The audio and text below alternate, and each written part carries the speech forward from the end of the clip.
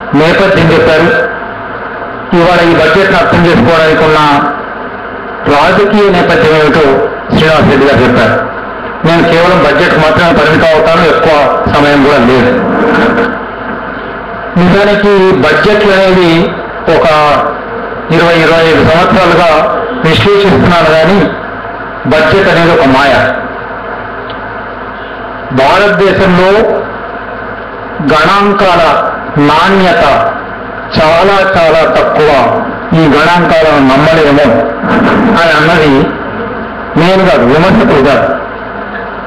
భారత ప్రభుత్వంలో ఆర్థిక శాఖలో 20-25 సంవత్సరాలు పనిచేసి ఇక్కడి నుంచి ప్రపంచ బ్యాంకు IMFకు వెళ్ళి అక్కడి నుంచి మళ్ళీ వెనక్కి వచ్చి ఆర్థిక మంత్రి, ఆ తర్వాత ప్రధానమంత్రి కూడా అయిన doctor Manmohan Singh quality of statistics in India is so poor that we cannot believe them అన్నారు.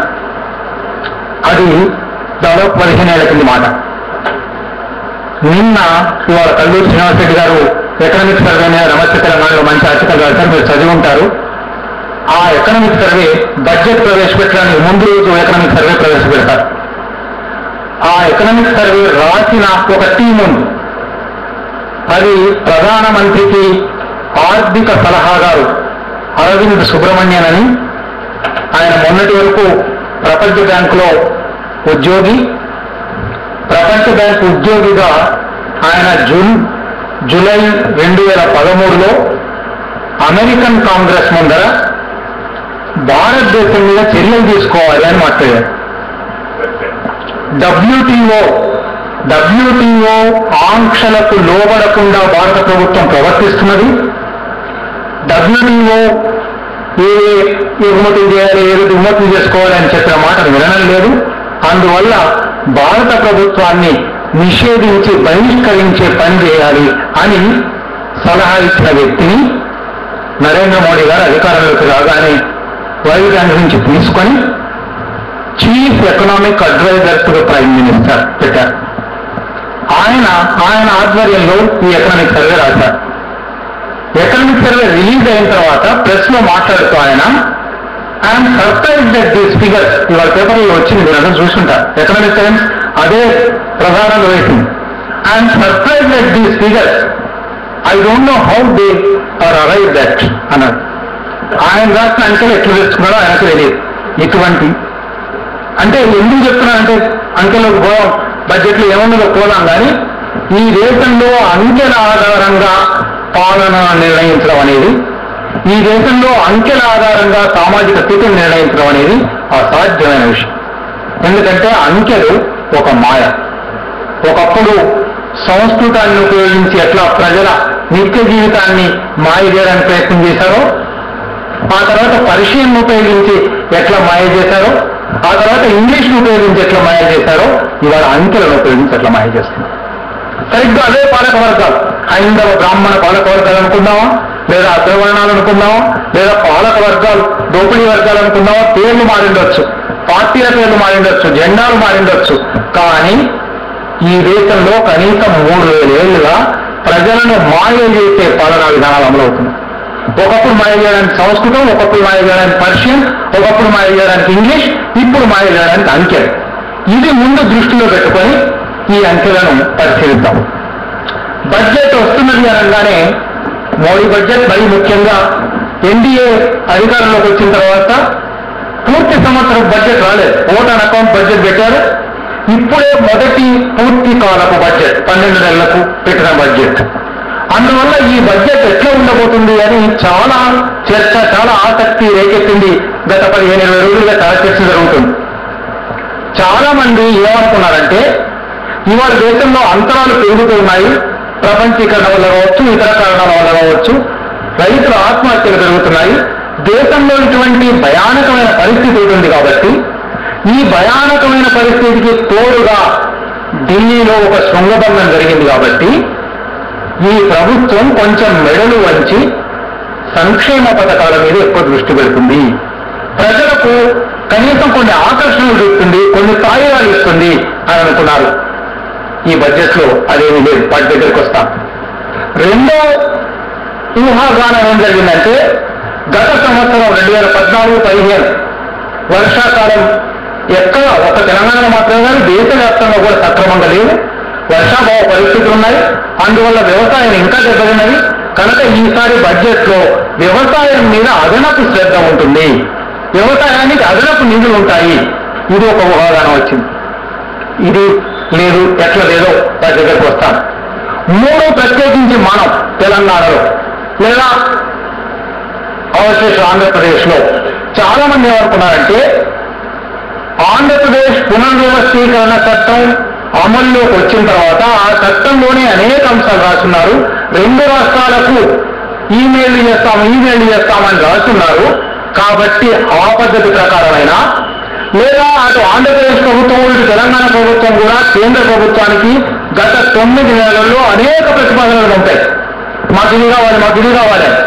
ఈ ప్రతిపాదనల దృష్ట్యా అయినా ఈ రాష్ట్రాలకు సరే ఆ రాష్ట్రానికి ఏమిస్తారు అని ఇప్పుడు మనం అవసరం లేదు, మన రాష్ట్రానికి తెలంగాణకు ఏదో ఇస్తారు అని అందువల్లనే నమస్తే తెలంగాణ మొన్ననే నన్ను అడిగింది బడ్జెట్ రాగానే మీరు రాయాలని. నేను రాష్ట్రానికి వాళ్ళు రేపు వస్తుంది అడిగితే అన్నాను తెలంగాణకి ఏమి ఇస్తారని నాకే నమ్మకం లేదని.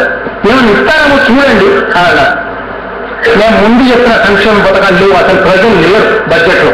95 నిమిషాల సేపు ఆయన మాట్లాడాడు. 95 నిమిషాలు ఒక్క అక్షరం కూడా వదలకుండా విన్నాను. ప్రజలు లేరు. ఏమున్నారో చెప్తాను. సంక్షేమ పథకాలు లేవు. కనీసం వర్షాభావం వల్ల ఏర్పడిన స్థితి నుంచి గట్టెక్కడానికి వ్యవసాయానికి ఏమైనా అదనపు నిధులు అదనపు కేటాయింపులు లేవు. వాటిని కూడా పోనివ్వండి. తెలంగాణ 18,000 పదాల బడ్జెట్ ఆయన చదివింది.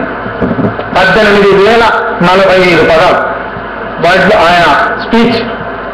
దాంట్లో 3 సార్లు తెలంగాణ నుంచి 3 సార్లు.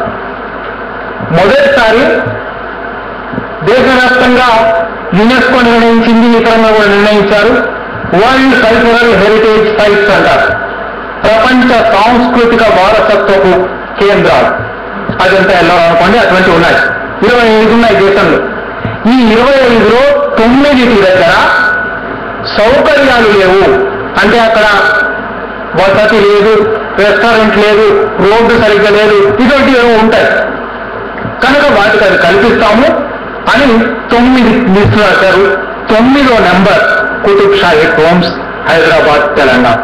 అంటే ఏమిటంటే అర్థం, ఈ బడ్జెట్ అమల్లోకి వచ్చిన తర్వాత మనం కుతుబ్ షాహీ టోంబ్స్ దగ్గరికి పోతే అక్కడ ఒక బోర్డు పెడతారు, this is protected monument, UNESCO declare it as world cultural heritage.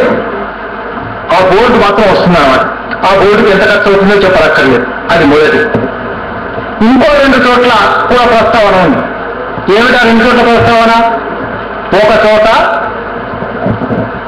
The government is committed to the legal obligations of the Andhra Pradesh Reorganization Act 2014 to provide special assistance to Andhra Pradesh and Telangana. అంటే అది ఏమిటనే లేదు. ఆంధ్రప్రదేశ్ పునర్వ్యవస్థీకరణ చట్టం 2014 ప్రకారం చట్టబద్ధమైన వాగ్దానాలు ఏవైతే ఉన్నాయో వాటిని నెరవేర్చడానికి ప్రభుత్వం కట్టుబడి ఉంది. కట్టుబడి ఉండడం అంటే ఇగో ఈ పథకం చేస్తున్నాను, ఈ పథకానికి ఇన్ని రూపాయలు ఇస్తున్నాను అని ఏమైనా ప్రకటించడం ఒక్క మాట లేదు. ఈ వాక్యం మాత్రమే ఉన్నది, వాక్యానికి కొనసాగింపు లేదు. ఈ బడ్జెట్ ఉపన్యాసం అంతా అయిపోయిన తర్వాత అనేక్షర ఒకటి ఉంది, అనుబంధం. ఈ అనుబంధంలో ఎటువంటి చర్యలు తీసుకోబోతున్నామని చోట్ల ఉన్నాయి. వాక్యలో భాగంగా మేక్ ఇన్ ఇండియా కోసం, మేక్ ఇన్ ఇండియా అనేది నరేంద్ర మోడీ గారి కొత్త మోజు నినాదం. దాని వెనక చాలా ఉంది. దాని వివరంగా చెప్పడానికి ఇప్పుడు సమయం లేదు, అది కూడా అవసరం అయితే చెప్తాను. ఈ మేక్ ఇన్ ఇండియాలో భాగంగా ఒక పరిశ్రమ, ఒక సంస్థ పెట్టే వాళ్లకు ఆంధ్రప్రదేశ్లో కానీ తెలంగాణలో కానీ పెడితే 15% ఇన్వెస్ట్మెంట్ రాయితీ ఉంటుంది, పెట్టుబడి రాయితీ ఉంటుంది. 15% డిప్రిసియేషన్ రాయితీ ఉంటుంది. ఇవి ఆంధ్రప్రదేశ్కు తెలంగాణకు వర్తిస్తాయి. ఇది కూడా వాళ్ళు వస్తారా, పెడతారా, ఎవరు పెడతారు, పెడితే ఎట్లా వస్తుంది, ఇవన్నీ ఏమీ లేవు. ఇది ఒక జనరల్ రూల్, ఒక జనరల్ ప్రిన్సిపల్ మాత్రమే పాటించున్నారు. ఈ 3 చోట్ల తప్ప తెలంగాణ మరొక చోట లేదు. నిజానికి తెలంగాణ ఎన్నో విషయాలు అడుగుతూ ఉన్నది. బడ్జెట్ బిల్లు వచ్చినప్పుడే, చట్టం విభజన జరిగినప్పుడే AIIMS All India Institute of Medical Sciences ఒకటి తెలంగాణలో ఏర్పాటు చేయాలి అని అడుగున్నాం. దాని గురించి అప్పుడు చేస్తామని కూడా అన్నారు. యూపీఏ ప్రభుత్వం అన్నారు. ఇవాళకి పాత ఓటర్ అకౌంట్ బడ్జెట్లో ఆ ప్రస్తావన లేదు, ఇవాళ బడ్జెట్లో ఆ ప్రస్తావన లేదు. చెరువుల పునరుద్ధరణ పథకం దేశవ్యాప్తంగా కాదు ప్రపంచవ్యాప్తంగానే ఒక విశిష్టమైన పథకం. వేల ఏళ్లుగా ఇక్కడ ఉన్న చెరువులను, మరీ ముఖ్యంగా కాకతీయుల కాలం నుంచి ఉన్న చెరువులను గత 60 సంవత్సరాల్లో అవి పాడుపడిపోయాయి కాబట్టి, శిఖాలు దురాక్రమణానికి అన్యాక్రాంతానికి గురయ్యాయి కాబట్టి వాటిని పునరుద్ధరిస్తాము. కనుక ఈ పథకానికి సహాయం చేయండి అని తెలంగాణ ప్రభుత్వం కేంద్రానికి అనేక సార్లు పంపించుకోవడం మాత్రమే కాదు, కేంద్ర జలవనరుల మంత్రి వచ్చి వాటిని ప్రారంభిస్తారు అని ఒక పత్రం తయారు చేసింది. అది జరగలేదు, రానేలేదు. అది అందుకని ఆగింది. అసలు దానికి ₹1 కూడా ఇక్కడ కేటాయించలేదు. తెలంగాణ ప్రభుత్వం ఇటువంటి వాటర్ గ్రిడ్ గురించి శ్రీనివాస్ రెడ్డి గారు చెప్తున్నారు. వాటర్ గ్రిడ్ లేదా తెలంగాణ కొత్తగా ఏర్పడింది కాబట్టి, తెలంగాణ 60 ఏళ్లుగా ఒక వివక్షకు గురైంది కాబట్టి, అన్యాయానికి గురైంది కాబట్టి, తెలంగాణ ప్రజలకు, తెలంగాణ ప్రభుత్వానికి, తెలంగాణ ఆర్థిక వ్యవస్థకు చేయవలసిన అనేక వసతులు కల్పించడం, నిధులు కేటాయించడం అనేక ఉంటాయి. అవేవి కూడా ఈ బడ్జెట్లో లేవు. మరి ఏముంది బడ్జెట్లో? మిషన్ కాకతీయకు లేదు, వాటర్ గ్రిడ్కు లేదు, తెలంగాణకు లేదు, సంక్షేమానికి లేదు, వ్యవసాయానికి లేదు. మరి ఏముంది? ఇది కొంచెం తెలంగాణ మాత్రమే కాదు బడ్జెట్ అన్యాయం చేసింది. దేశవ్యాప్తంగా మధ్యతరగతికి, దిగువ మధ్యతరగతికి, సాధారణ ప్రజానికానికి, నిరుపేద ప్రజానికానికి అందరికీ కూడా ఈ బడ్జెట్ ముందు చేయి చూపెట్టారు. ఏ ఒక్క వర్గానికి, ఉన్నత వర్గాలకు తప్ప, పెట్టుబడిదారులకు తప్ప, దేశాల సంపన్నులకు తప్ప, బహుళజాతి సంస్థలకు తప్ప ఈ బడ్జెట్లో మేలు అనేది ఇంకెవరికి లేదు. ప్రారంభించడమే ఆయన ఒక మామూలుగా ఆర్థిక శాఖ మంత్రులకు ఈ మధ్య ఒక ఫ్యాషన్ మొదలైంది. ఏదో ఒక ఉర్దూ గజల్ కోట్ చేసి, లేదా ఒక సంస్కృత శ్లోకం కోట్ చేసి, చిదంబరం గారు అయితే ఒక తమిళ తిరువల్లువారు ఎవరో సూక్తి కోట్ చేసి దాని నుంచి తెస్తారు. ఈయన కూడా బడ్జెట్ ప్రారంభంలోనే నేను పూలు పెంచదలిచాను, పూల తోటం తయారు చేయదలిచాను, కానీ చాలా ముళ్ళు ఉన్నాయి. ఎవరు కల్పించారయ్యా ముళ్ళు? ముళ్ళు తీయడానికి శక్తి ఉందా లేదా నీకు? ముళ్ళు తీయడానికి శక్తి ఉన్నది. 17 లక్షల కోట్ల బడ్జెట్. నిజానికి ముళ్ళు తీయడానికి ఎంత శక్తి ఉన్నదంటే, ఇంత శక్తివంతమైన ప్రభుత్వం ఏమైనా చేయొచ్చు, కానీ ఆ పనులు చేయలేదు. ఆయన ఏ ముళ్ళు తీశారంటే, బహుళ జాతి సంస్థలు ఈ దేశంలో ప్రవేశించడానికి, పెట్టుబడిదారులు ఈ దేశంలో ప్రవేశించడానికి, ఈ దేశ మార్కెట్లను కొల్లగొట్టడానికి, ఈ దేశ సహజ వనరులను కొల్లగొట్టడానికి ఎక్కడైనా ముళ్ళు ఉంటే అది తీయడానికి ప్రయత్నం చేశాడు. ఆ ముళ్ళ గురించి ఆయన మాట్లాడుతున్నాడు. కై కాంటే హై అన్నాడు. కై కాంటే హై అంటే ఎక్కడి కాంటే అది 4-5 నిజానికి చాలా వివరంగా మాట్లాడారు. 95 నిమిషాల ఉపన్యాసం, ప్రతి వాక్య ఖండన చేయొచ్చు, కానీ అంత సమయం లేదు కాబట్టి కొన్ని విషయాలు మాత్రమే చెప్తాను. ఆయన ఎంత ఆశ్చర్యకరంగా, ఆకర్షణీయంగా మాట్లాడతారంటే, ఆయన చాలా చోట్ల ఆయన పీపీపీ గురించి మాట్లాడుతున్నారు. అంటే పబ్లిక్ ప్రైవేట్ పార్టిసిపేషన్ అని ప్రపంచీకరణ విధానంలో భాగంగా వచ్చింది. ప్రభుత్వ రంగాన్ని ప్రైవేట్లకు అప్పచెప్పడం కోసం ఒక భాగస్వామ్యం అనే పేరుతో వచ్చింది. ఆయన PPP has to be revisited అన్నాడు. అబ్బా చాలా బాగుంది. రీవిజిట్ అంటే మామూలుగా ఇంగ్లీష్లో ఉన్న అర్థం అంటే దీన్ని సమీక్షించాలి అని. రీవిజిటెడ్ అని